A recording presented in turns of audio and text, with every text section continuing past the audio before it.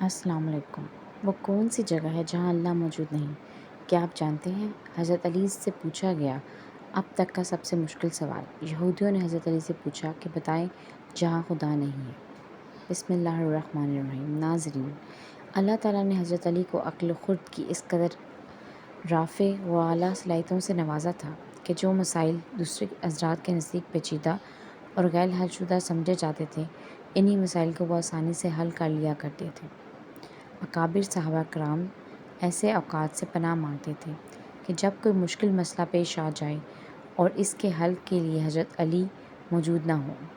ایک دفعہ یہودیوں کی ایک جماعت حضرت علی کے پاس آئی اور وہ حضرت علی علیہ السلام کے علم و دانائی کے مقام سے واقف تھے۔ وہ نادان یہ سوچ کر آئے تھے کہ اگر کسی طریقے سے وہ حضرت علی علیہ السلام کو علمی بنیاد پر شکست دے دیں تو اس سے مسلمانوں کو شرمندگی ہوگی اور ہر طرف ہمارا ڈنکا بجنے لگے گا۔ اس یہودی جماعت نے یہ بھی منصوبہ بنایا کہ ہم نے نہ صرف آپ سے سوال کریں گے بلکہ آپ سے سوال آپ کی کتاب یعنی قرآن مجید سے نہیں بلکہ اپنی کتاب یعنی تورات سے کریں گے۔ اس جماعت نے من ہی من میں یہ سوچ لیا تھا کہ حضرت علی ہماری شرائط کے مطابق تو تورات سے جواب دینے پر راضی ہو بھی جاتے ہیں تو یہی ہماری جیت ہوگی، لیکن کیسے؟ ناظرین، یہودیوں کی اس جماعت کا ماننا کچھ یوں تھا کہ حضرت علی بہرحال حضرت محمد صلی اللہ علیہ وآلہ وسلم کے ماننے والے ہیں، اور حضرت محمد صلی اللہ علیہ وآلہ وسلم پر قرآن پاک نازل ہوا تو یہ بات ممکن نہیں ہے کہ حضرت علی کسی صورت تورات کے سوالوں کا جواب صحیح دے سکیں۔ ناظرین، یہودیوں کی اس جماعت کا سربراہ جس کا نام راس الجالوت تھا، اس کی زیر قیادت یہ جماعت حضرت علی کے پاس آئی تھی۔ راس الجالوت بولا، اے علی، ہم لوگوں نے آپ کے علم کا بہت چرچا سنا ہے۔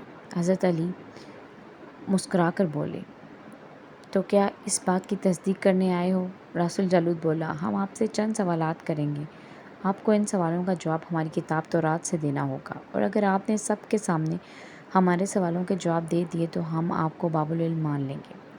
حضرت علی نے مسکرا کے جواب دیا، میں فی الحال اس بات سے بالکل غافل ہوں کہ تم لوگ کیا سوال کرو گے اور تم کیا سوچ کے آئے ہو۔ اگر میں تمہارے سوال کے جواب دینے میں کامیاب ہو گیا تو کیا تم لوگ دین اسلام قبول کرو گے؟ یہودی اس بات پر آمادہ ہو گئے کہ اگر ان کے تمام سوالوں کے جواب انہیں تورات سے مل گئے تو وہ یہودی مذہب چھوڑ کر اسلام قبول کر لیں گے، اور یہ اس بات کی دلیل ہوگی کہ جن سے آپ نے علم سیکھا وہ یقیناً اللہ کی طرف سے بھیجے گئے سچے نبی ہیں۔ ناظرین، اب تمام معاملات طے پا چکے تھے اور پورا مجمع خاموش ہو کر بیٹھ چکا تھا۔ سوالوں کا سلسلہ شروع ہوا۔ یہودی عالم راس الجالوت نے مجمع کی جانب دیکھا اور علم کے تکبر سے بھرپور لہجے میں سوال کیا، اے علی، یہ بتائیے کہ وہ کون سی چیز ہے جو خدا کے لیے نہیں ہے؟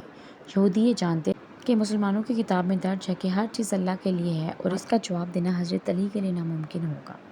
مجمع میں بیٹھے تمام افراد سوچ میں ڈوب گئے کہ کائنات میں کوئی ایسی چیز بھی ہے جو اللہ کے لیے نہ ہو۔ تب حضرت علی نے بغیر کسی توقف کے فرمایا کہ تم جاننا چاہتے ہو کہ وہ کون سی چیز ہے جو اللہ کے لیے نہیں ہے، تو اس کا جواب شرک ہے۔ اللہ ہر قسم کے شرک سے پاک ہے۔ تمام مجمع جو بیٹھا سن رہا تھا بے ساختہ واہ واہ کہہ اٹھا۔ ناظرین، اب راس الجالوت نے دوسرا سوال کیا، اے علی، یہ بتائیے کہ وہ کون سی جگہ ہے جہاں اللہ موجود نہیں ہے؟ حضرت علی نے اس کو فوراً جواب دیا کہ اللہ تعالیٰ ہر جگہ موجود ہے۔ اس پر راس الجالوت بولا، اس کا جواب آپ ہمیں ہماری کتاب سے دیں۔ حضرت علی نے فرمایا کہ تمہاری کتاب میں یہ نہیں لکھا ہے کہ حضرت موسیٰ کے پاس ایک فرشتہ آیا اور حضرت موسیٰ علیہ السلام نے اس سے پوچھا کہ تم کہاں سے آئے ہو؟ تو اس نے جواب دیا کہ میں 7ویں آسمان سے آپ کے پاس حاضر ہوا ہوں۔ اتنے میں حضرت موسیٰ علیہ السلام کے پاس دوسرا فرشتہ آیا۔ حضرت موسیٰ علیہ السلام نے اس سے پوچھا کہ تم کہاں سے آئے ہو؟ اس نے جواب دیا کہ میں زمین کے 7ویں طبق سے آپ کے پاس حاضر ہوا ہوں۔ حضرت موسیٰ علیہ السلام نے پہلے فرشتے سے پوچھا، 7ویں آسمان میں تمہارے قریب کون تھا؟ فرشتے نے جواب دیا، میرے قریب میرا رب تھا۔ حضرت موسیٰ علیہ السلام نے زمین سے آنے والے دوسرے فرشتے سے پوچھا، تمہارے قریب کون تھا؟ اس نے جواب دیا، میرے قریب میرا رب تھا۔ تو اس سے معلوم ہوا کہ بلندیوں کی انتہا ہو یا گہرائیوں کی انتہا، اللہ رب العزت ہر جگہ موجود ہے۔ ناظرین، راس الجالوت اب تھوڑا گھبرا گیا۔ یہ دیکھ کر حضرت علی علیہ السلام نے اس کے سوالوں کے جواب اس کی کتاب سے ہی دے دیے تھے۔ اب اس نے حضرت علی علیہ السلام سے تیسرا سوال پوچھا، اے علی، یہ بتائیے کہ وہ کون سی چیز ہے جو خدا کے قریب نہیں ہے؟ حضرت علی علیہ السلام نے فرمایا کہ ظلم۔ ایک ایسی چیز ہے جو ہمارے رب کے قریب نہیں ہے۔ ناظرین، اب رسول جالوت نے پے در پے شکست کھانے کے بعد اپنے سوالوں کا زاویہ بدل لیا۔ اب اس نے علمی سوال کے بجائے تاریخی اور سائنسی سوالوں کی طرف اپنا رخ موڑ لیا اور بہت ہی تکبر بھرے انداز میں اس نے پوچھا، اے علی، اس چشمے کا نام بتائیں جو زمین پر پہلی مرتبہ جاری ہوا۔ حضرت علی علیہ السلام بولے کہ اس چشمے کو چھوڑو، پہلے یہ بتاؤ کہ تمہارے دل میں کیا ہے، اور تمہارے دل میں یہ ہے کہ وہ چشمہ بیت المقدس کی ایک چٹان کے نیچے ہے۔ رسول جالوت کے منہ سے بے ساختہ ہاں نکلا تو حضرت علی بولے کہ آپ آج اپنی اصلاح کر لو، کیونکہ زمین پر بہنے والا پہلا چشمہ وہ نہیں جسے تم لوگ سمجھتے ہو، بلکہ زمین پر بہنے والا پہلا چشمہ وہ ہے جس سے حضرت خضر علیہ السلام نے پانی پیا، اور یہی وہ چشمہ ہے جس سے آب حیات جاری ہوا۔ ناظرین، رسول جالوت اب مزید گھبرا گیا تھا۔ اس نے اس گھبراہٹ میں حضرت علی علیہ السلام سے ایک اور تاریخی سوال کیا، اے علی، یہ بتائیے کہ وہ کون سا پتھر ہے جو آسمان سے پہلی دفعہ اتارا گیا؟ حضرت علی علیہ السلام نے جواب دینے سے پہلے ایک جملہ کہا، یقیناً تم لوگوں کے ذہنوں میں پہلا پتھر وہ ہے جو بیت المقدس میں نصب ہے، لیکن تم اس بات کو کیوں بھول جاتے ہو کہ خانہ کعبہ بیت المقدس سے کہیں پرانا ہے، اور حجر اسود اس وقت نصب کیا گیا جب خانہ کعبہ پہلی دفعہ تعمیر ہوا تھا، اور وہی پہلا پتھر ہے۔ یہودی آپ کے جواب سن کر ہمت نہ کر سکے کہ انہیں غلط قرار دیں، کیونکہ آپ ان کے جواب انتہائی دلیل کے ساتھ دے رہے تھے اور ان کی اصلاح بھی کرتے جا رہے تھے۔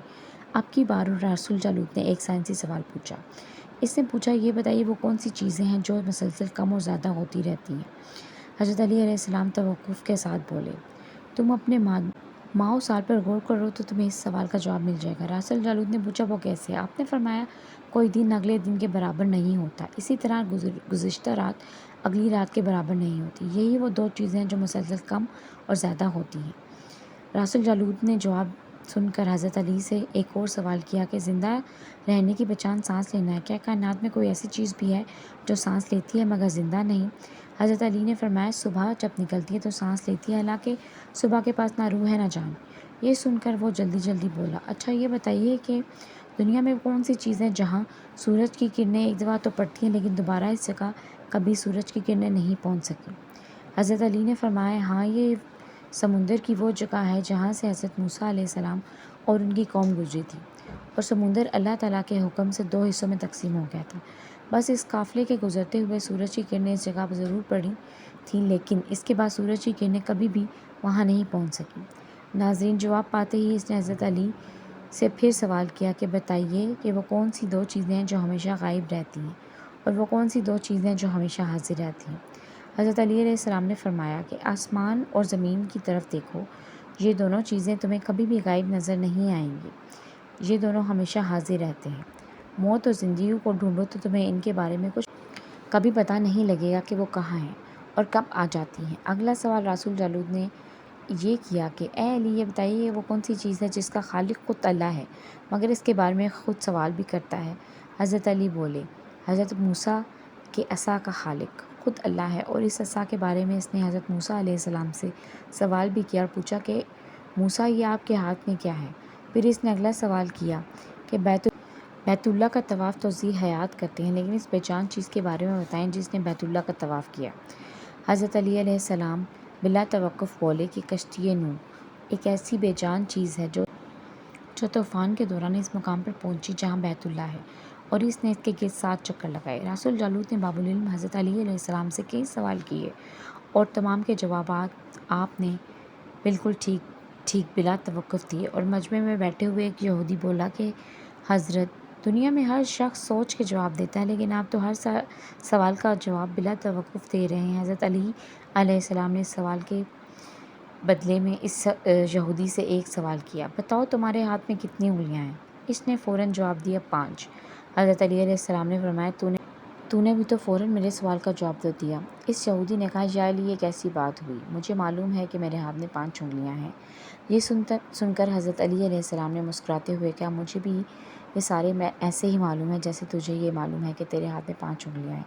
یہودی نادان یہ نہیں جانتے تھے کہ باب العلم کے پاس کائنات کے رازوں کا علم ہے، لیکن جب انہیں تمام سوالات کے جواب ٹھیک مل گئے تو رسول جالوت سمیت تمام گھروں نے کلمہ پڑھا، سبحان اللہ، اور سب کے سب دائرہ اسلام میں داخل ہو گئے۔ ایک دفعہ ایک شخص نے وصیت کی کہ اس کے 17 اونٹ اس کے 3 بیٹوں میں اس طرح تقسیم کیے جائیں کہ بڑے بیٹے کو کل تعداد سے آدھے اونٹ میں، درمیانے کو کل اونٹوں کا تیسرا حصہ، جبکہ سب سے چھوٹے بیٹے کو کل تعداد کا 9واں حصہ ملے۔ اس شخص کے فوت ہو جانے کے بعد شہر بھر کے صاحبان دانش بیٹھ کر سوچتے رہے کہ وصیت کے مطابق اونٹوں کی تقسیم کیسے کی جائے۔ بہت سوچ بچار کے بعد بالآخر انہوں نے حضرت علی علیہ السلام کے پاس جانے کا فیصلہ کیا۔ مسئلہ حضرت علی علیہ السلام کے پاس پہنچا تو انہوں نے فرمایا، میں یہ تقسیم کر دوں گا۔ آپ علیہ السلام نے ایک اونٹ اپنی طرف سے کل تعداد میں مستعارن ملایا۔ اب کل اونٹ 18 ہو گئے۔ پھر آپ علیہ السلام نے یوں تقسیم فرمائی کہ جیسے کل اونٹ 18 ہوئے تو پہلے بیٹے کو کل اونٹوں کا آدھا حصہ 9 اونٹ دیے، اور درمیانے بیٹے کو تہائی 6 اونٹ دیے، اور تیسرے کو 9واں حصہ 2 اونٹ دیے۔ اس طرح کل اونٹ تقسیم شدہ 17 ہوئے۔ اس کے بعد آپ علیہ السلام نے اپنا ادھار دیا ہوا اونٹ واپس لے لیا۔ یہ تھی حضرت علی علیہ السلام کی ذہانت جن کے سامنے کوئی بھی ناممکن بات نہیں تھی۔ سبحان اللہ۔ اللہ پاک ہمیں بہتر عمل کرنے کی توفیق دے، آمین۔